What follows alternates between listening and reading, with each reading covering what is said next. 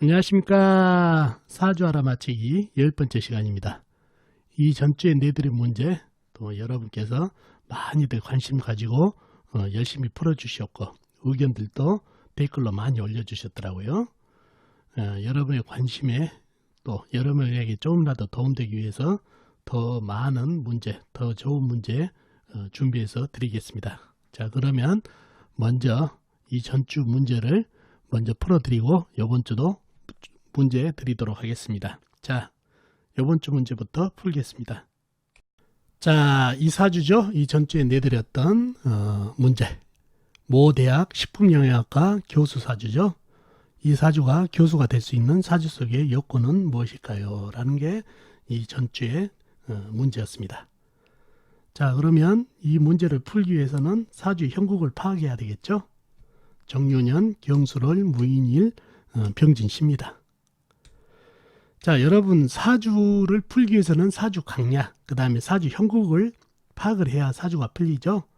상당히 그거를 파악하는 데 애를 먹고 있죠. 공부를 할 수 있는 팁을 하나 드릴게요. 먼저 사주를 맞닥뜨리면은 사주 안에 가장 강한 호잉이 뭔지 또 가장 약한 호잉이 무엇인지를 파악하는 습관을 가지십시오. 그것만 파악할 수 있는 눈을 가지게 되면 사주 강약이라든가 사주 형국을 파악하는데 상당한 실력을 가질 수 있다는 얘기예요. 그래서 오늘부터는 어떤 사주를 맞닥뜨리더라도 사주의 강한 호잉이 뭔지, 가장 강한 호잉이 뭔지, 약한 호잉인지, 가장 약한 호잉이 뭔지를 파악하는 연습을 하시면은 사주 형국, 사주 강약을 잡는데 도움이 많이 될 겁니다. 자, 그러면 이 사주도 가장 강한 호잉이 뭐고 가장 약한 호잉이 무엇인지 한번 여러분과 파악을 해보겠습니다. 그러려면 오행이 분포부터 알아봐야 되겠죠. 순서는 관계없어요. 나무, 불, 흙, 쇠, 물 순서대로 한번 찾아볼까요? 나무를 먼저 찾아보자고요. 나무는 어디가 있나요? 일지에 인목이 큰 나무가 있네요. 그죠? 그리고는 나와 있는 거 없고 지장간 진토 안에 을목이 암장되어 있는 정도입니다. 그 다음에 불은 어디 갔나요? 불은 연간의 정화, 작은 불, 그 다음에 시간에 큰 불, 병화가 나와 있네요. 그리고는 나와 있는 건 없고 술토 안에 지장간의 정화, 인목, 지장간의 병화가 암장되어 있는 정도입니다. 그 다음에 흙은 어디 있나요? 흙은 본인이 무토 큰 흙이 돼 있고 그 다음에 월지에 술토 큰 흙, 시지에 진토 큰 흙, 큰 흙들이 이렇게 형성되어 있네요. 그리고 인목 안에 무토가 암장되어 있는 정도입니다. 그 다음에 쇠는 어디 갔나요? 쇠는 경금, 큰 쇠, 월간에 그 다음에 연지에 유금, 작은 쇠가 나와 있네요. 그리고는 나와 있는 건 없고 술토 안에 신금, 작은 쇠가 암장되어 있는 정도네요. 다음에 물은 어디가 있나요? 물은 나와 있는 거는 전혀 없죠. 진토 안에 개수가 암장되어 있는 정도네요. 이렇게 오행이 분포가 되어 있네요. 그러면은 가장 강한 오행부터 찾아볼까요? 자, 이것도 나무, 불, 흙, 쇠, 물 순서대로 한번 찾아볼까요? 나무는 어디 갔나요? 나무는 여기 있죠? 이게 제일 강한가요? 아니죠. 보면은 병화 큰 불한테 던져줘가지고 힘을 많이 잃어버렸네요. 땔감이 돼가지고 그러면 나무는 아니죠. 그 다음에 불은 어디가 있나요? 불은 병화하고 정화가 있는데 어떤가요? 세기는 이 병화하고 정화가 하는 일은 화생토를 하고 있네요. 화생토. 그죠? 무토한테 진토한테 화생토하고 있고 정화는 술토한테 화생토를 하고 있네요. 그러면 화생토를 해버리기 때문에 힘을 잃었죠. 그 다음에 흙은 어떤가요? 흙은 무토, 진토, 술토 큰 광활한 대지가 이렇게 뭉쳐있는데 화생토까지 받으니 힘이 상당히 많죠. 그러면 제일 강해질 가능성이 많고 그 다음에 쇠는 어디 있나요? 경금, 유금이 있지만은 이 흙한테는 견줄 수가 없죠. 힘이. 물은 어떤가요? 물은 거의 말라버렸다는 얘기죠. 그러면 결국은 가장 강한 오행은 이런 광활한 대지에다가 화생토까지 받고 있으니 흙이 가장 강한 오행이 됐네요. 그죠? 자, 그러면 가장 약한 오행은 뭔가요?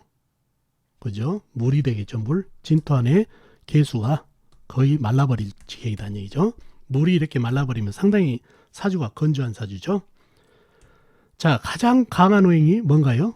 비겁이 됐죠. 비겁. 비겁은 내 편인가요? 상대 편인가요? 내 편은 비겁이나 인성이 내 편이죠. 그럼 비겁이 내 편이 됐다는 건 사주가 상당히 강해지겠죠. 내 편이니까. 거기다가 인성까지 도움을 주니까 상당히 신강한 사주가 됐다는 얘기예요. 만약에 사주 팔자에서 가장 강한 오행이 식상이라든가 재성이라든가 관성이면 내 힘을 빼가는 상대편이 되니까 사주가 약해지겠지만 비겁 인성이 사주 팔자에 강한 오행으로 자리 잡게 하면 사주가 강해진다는 얘기예요. 비겁이 가장 강한 오행에다가 인성까지 도움되니까 사주가 강해졌고 강한 사주고, 그 다음에 인목의 관, 이건 나를 극하고 있나요? 아까도 얘기했다시피 불을 생해버린다 했죠. 그래서 간접적으로 내 편이 되다 보니까 요렇게 쇠들만 빼놓고는 다 내 편이 되다니까 아주 신강한 사주가 됐네요. 그죠? 그래서 사주 강약 잡기가 상당히 강한 오행, 약한 오행을 찾으니까 쉽죠?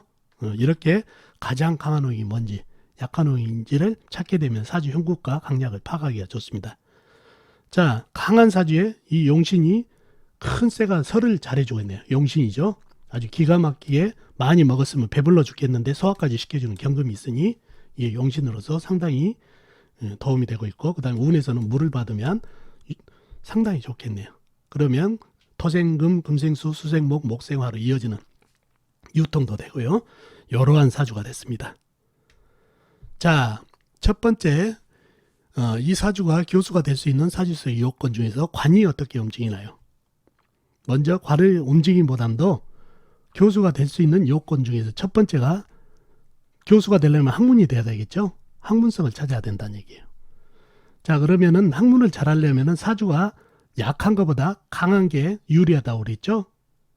그죠? 강해야, 사주가 강해야 남한테 지기 싫어하고 욕심도 많고 또 경쟁 좋아하고, 이러다 보면 그거를 학문에다 집중하게 되면은 학 공부를 할 수 있는 여건이 된다는 얘기죠.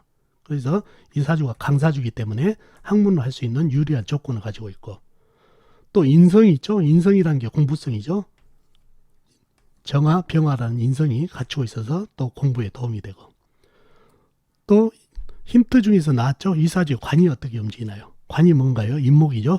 이게 나를 극하는 게 아니라 불을 생하면서 관인상생이 되네요. 관인상생이라는 거는 학문발을 상당히 보탬을 주죠. 그죠? 그래서 이것도 학문을 보태줄 수 있는 여건이 된다는 얘기예요. 자, 그리고 이 사주에서 도움이 되는 살은 뭔가요? 보면은 살을 경술, 괴강이 보이네요.